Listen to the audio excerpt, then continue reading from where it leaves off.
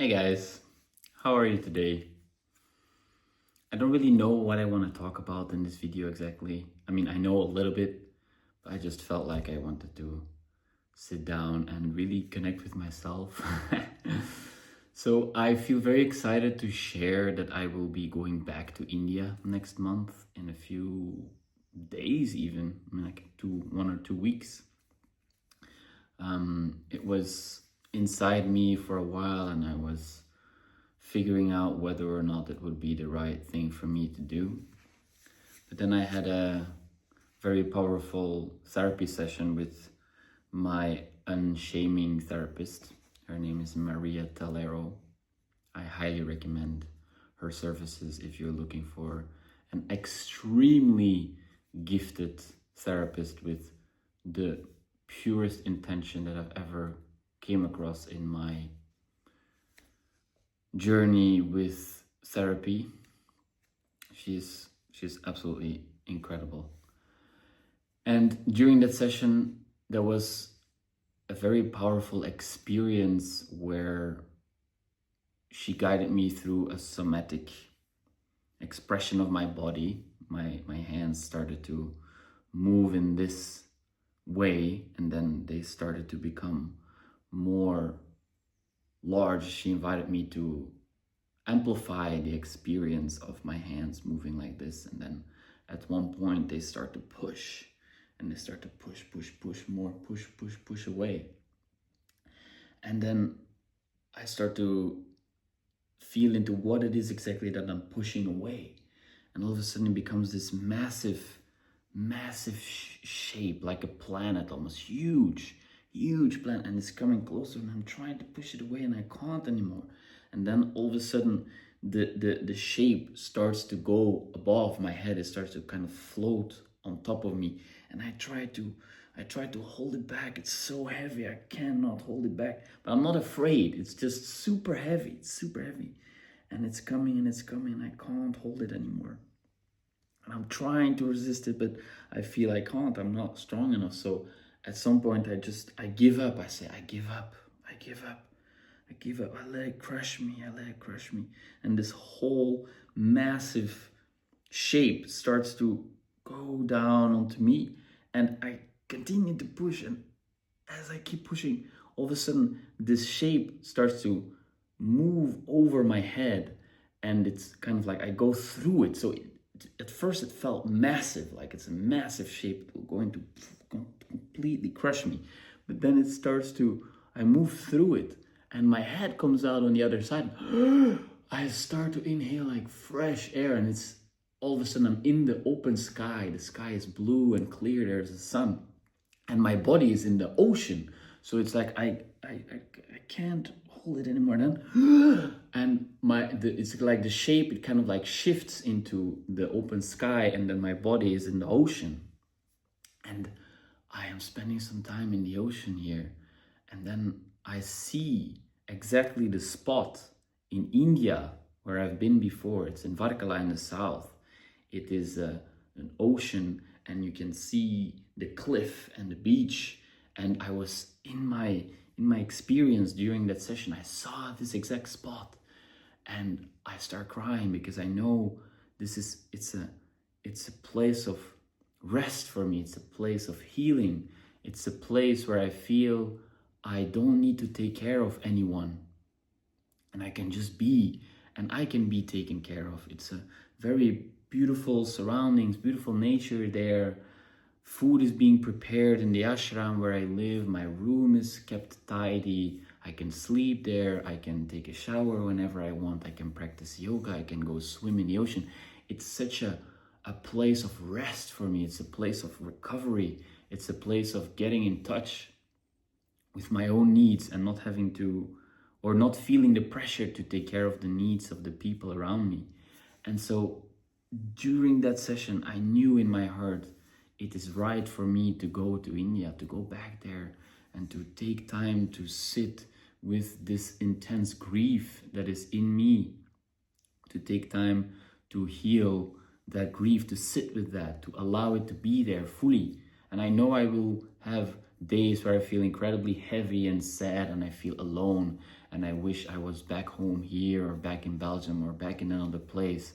But at least I can spend time with that feeling, knowing that I am taken care of in that environment. I can sit at the beach, look at the waves, and feel everything that needs to be felt. And it was such a good feeling to know that this place for me is such a place of rest, a place of truth, a place that I feel I can take it easy, I can slow down, and I can recover. I can heal, I can get in touch with all the feelings that I perhaps try to avoid or that I try to run away from or that I try to distract myself from. You know, I have no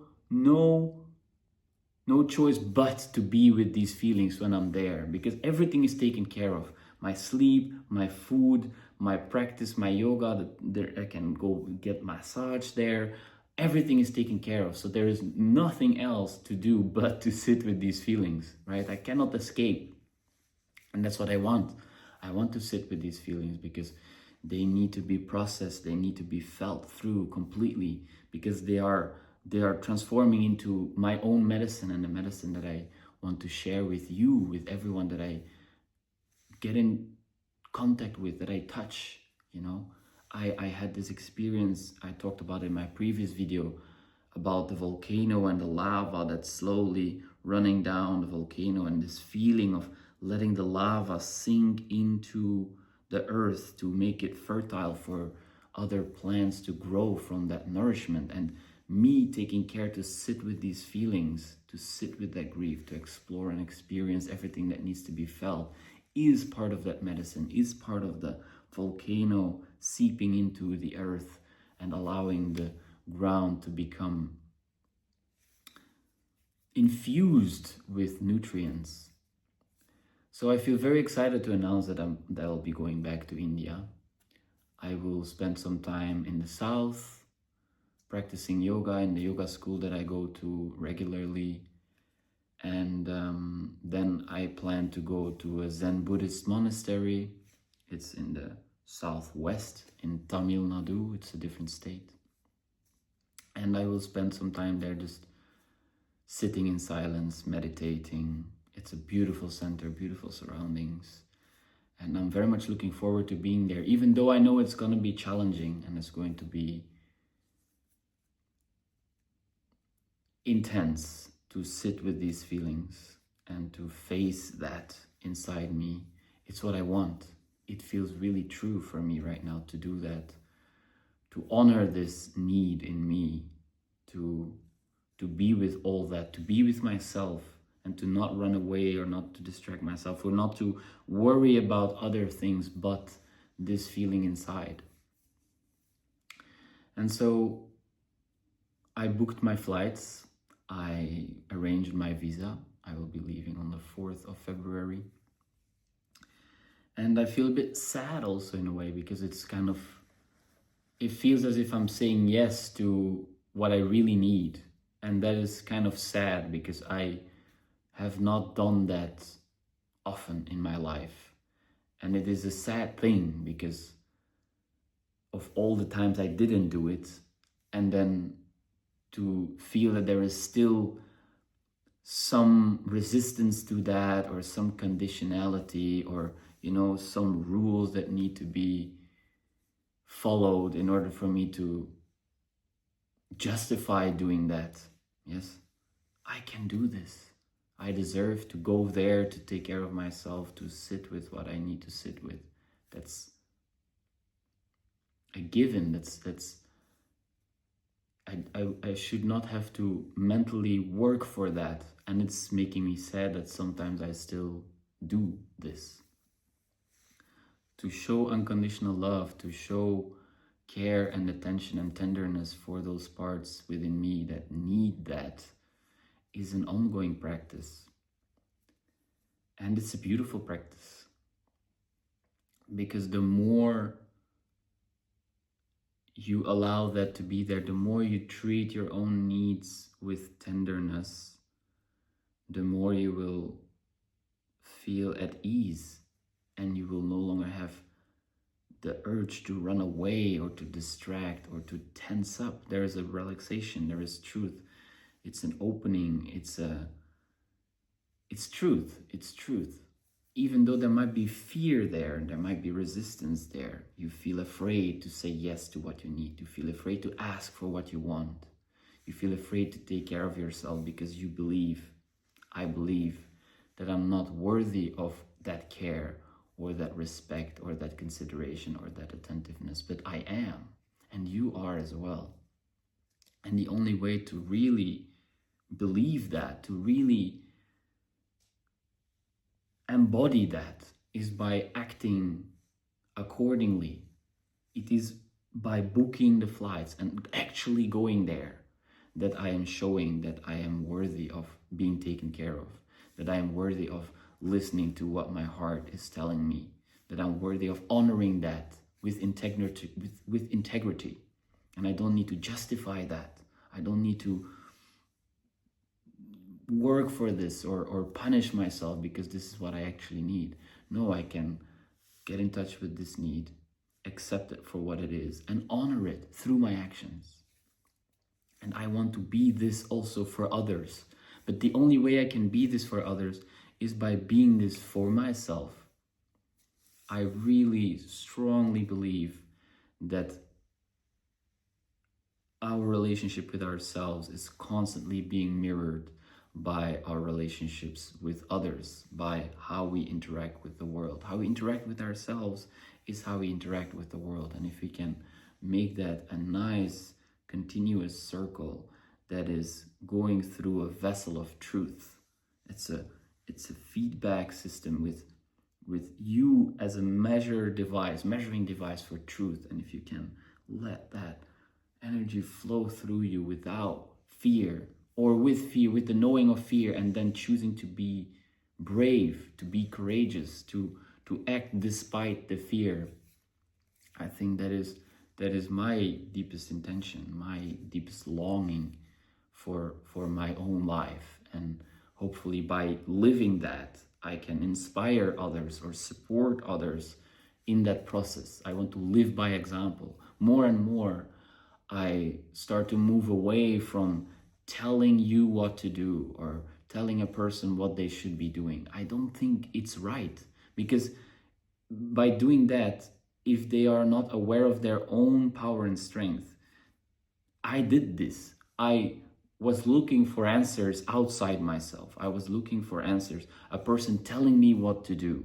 And then I place my own agency in their hands, because they know what's better for me. They don't know what's better for me. Nobody does. They can think and theorize, but the only thing they have is their own personal experience. That's what they can speak from. So if they say you should be doing this, actually what they are saying is, I should have done that, or I did that, or I was thinking about doing that. Yes, they have only their perception of things. And so I want to be a bit more careful with saying you have to do this. Rather, I would like to share, this is what I'm doing, this is what I'm feeling, this is what I'm experiencing, this is what I'm learning. And then you can realize, oh, I'm not alone in that. Oh, this is interesting to think about. How is this for me? How is this for you? What does this create inside you? What insights are coming from that? By sharing my experience, by doing, by acting, by saying as I do and doing as I say, living by example. That is, I think, the most inspiring teacher. And I want to be an inspiring teacher by being that, not by talking about it. And also talking about it, but from my perspective. And I feel less drive to, if I watch older videos that I created, I'm more like you, and you should be doing this and this. But actually what I'm talking to myself. And now I would like to talk to you from my experience in a way, which is a different dynamic, a different energy. So that's what I wanted to share with you in this video. I hope that my process can inspire you and can help you connect with what's true for you in a more authentic way. I hope that my process can give you the permission to honor what's true inside you. Listen what's true for you and honor that, because you are the source of truth, of your truth. You are your own source of truth. Nobody else can tell you what to do. Placing your agency in the hands of another person, it's okay to do that. I did that for a long time, and I'm sometimes still doing that. And also, I wish for you to know that you have everything inside you to know what is right for you to do.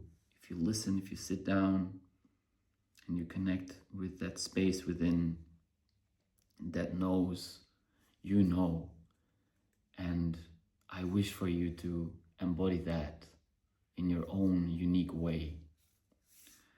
So thank you so much for watching. I embrace you, and I hope to see you soon.